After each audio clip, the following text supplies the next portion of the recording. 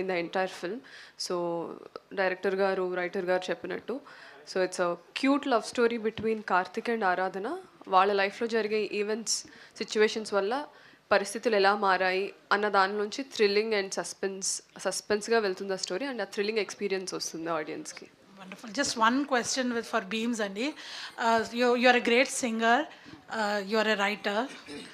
Kani, you worked wonderfully with a young writer, and మీరు song kuda you have given it to another music director. So that, tell us about that. I mean, Hesham is also a very renowned, and I think he's one of the example where oka other place నుంచి వచ్చి మన దగ్గర settle అయిన ఇందాక మీరు మాట్లాడుతున్న కాంటెక్స్లో కూడా. So tell us about మీరు తనతో వర్క్ చేసిన ఎక్స్పీరియన్స్, తనకెందుకు ఇచ్చారు సాంగ్?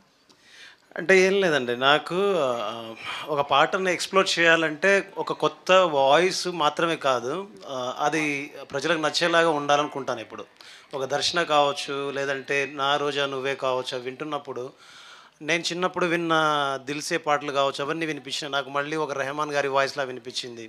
సో నాకు ఇష్టమైన పాటల్లో చాలా వాయిస్లు ఉన్నాయి. సో అలాంటి వాయిస్ మళ్ళీ చాన్నాళ్ళ తర్వాత నాకు తారసపడ్డది. నేను వెతుక్కుంటున్న ఒక వ్యక్తి తెలియకుండా ఒక ఊళ్ళో మనం కలిస్తే గబాన్లా సంతోషపడ్డట్టు నేను వెతుక్కుంటున్న వాయిస్ నాకు దొరికింది. సో మొదటి ప్రయోగం చేద్దామని చెప్పేసి నేను అడగగానే, విచిత్రం ఏంటంటే నేనంటే తనకు చాలా ఇష్టం. ఎందుకు బాస్ నేను అడగగానే ఒప్పుకున్నా అంటే, నిన్ను చూస్తే ఎట్నో ఉంటుంది, గుండె గట్టిగా కొట్టేసుకుంటుంది, నాకు చాలా ఇష్టం, ఎలా చేస్తావు నువ్వు ఈ పాటలను అడిగారు. ఎలా అంటే ప్రజల నుంచి తీసుకొని తిరిగి ప్రజలకి ఇస్తాను బాస్ అన్నాను. అది ఎక్కడి మ్యూజిక్ అని అడిగారు పాప. అంటే అలాంటి ఒక సరదా కన్వర్జేషన్ అనమాట. సో బాగా నచ్చి దాని తర్వాత ఇది పాడారు, దీనికి మంటే ముందు మా జాతరలో పాడారు. ఇప్పుడు ఎప్పుడు అడిగినా నేను పాట పాడతాను, మీకు అంత బాగున్నాయి, మీకు కంపోజిషన్ అంత నచ్చింది. అండ్ మీరు అడిగారు కాబట్టి అని కాదు, కానీ చెప్దాం అనుకున్నాను, టైం ఉందని ఆగాను actually. But Hesham sir, love you love you love you so much. మీరు లేకుండా ఈ పాటకి ఈ స్థాయి వచ్చేది కాదు.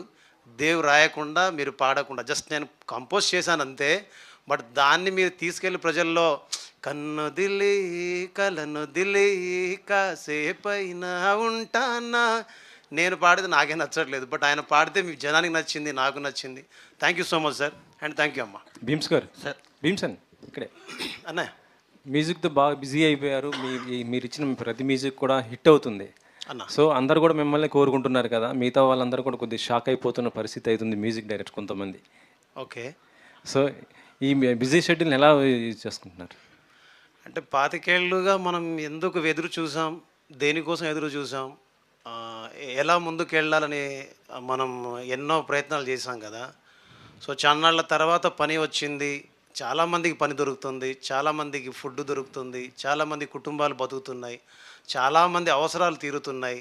ఆ అవసరాలని నా ద్వారా కాకుండా నా ద్వారా ఇస్తున్న ప్రొడ్యూసర్స్, డైరెక్టర్స్కి మీ థ్యాంక్స్ చెప్పాలి, నేను థ్యాంక్స్ చెప్పాలి. జస్ట్ నేను ఒక వర్కర్గానే ఉన్నాను అంతే, లైక్ లేబర్, లైక్ అలా అంతే ఉన్నాను తప్ప మ్యూజిక్ డైరెక్టర్ కూడా కాదు నేను.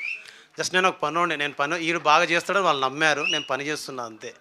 ఈరోజు కూడా మీరు నమ్మరు, నేను స్టూడియో గేట్ దాటిన తర్వాత మ్యూజిక్ డైరెక్టర్ క్యారెక్టర్ వదిలేస్తాను, ఒక సైకిల్ మీదనో ఒక మామూలు బండి మీదనో వెళ్తాను. ఎందుకంటే నాకు తెలిసింది వాళ్ళతో కలిసి ఉండడం, నాకు తెలిసింది వాళ్ళకు తెలిసింది చేయడం, నాకు తెలిసింది వాళ్ళకి ఏది ఇష్టమో దాన్ని మనం తీసుకెళ్ళి సినిమా రూపంలో తీసుకెళ్ళి ఇవ్వడం అంతే. ఎవరికి కడుపు మండేటంత పని నేనేం చేయలేదు, కడుపు నింపేంత పని నాకు ఇచ్చినందుకు హీరో గారికి, నిర్మాతలకి, దర్శకులకి, ప్రతి ఒక్కరికి నేను థ్యాంక్స్ చెప్పాలి. పెద్ద పెద్ద మ్యూజిక్ డైరెక్టర్స్ అందరూ కూడా ఈవెంట్స్ చేస్తున్నారు, పెద్ద మంచి సక్సెస్ఫుల్గా చేసిన, మొన్న ఏఆర్ రెహమాన్ గారు కూడా చేశారు. సో ఇలాంటిది మీద ఏమైనా ప్లానింగ్ ఏమైనా ఉందా? యా, డెఫినెట్లీ ప్లానింగ్ ఉంది.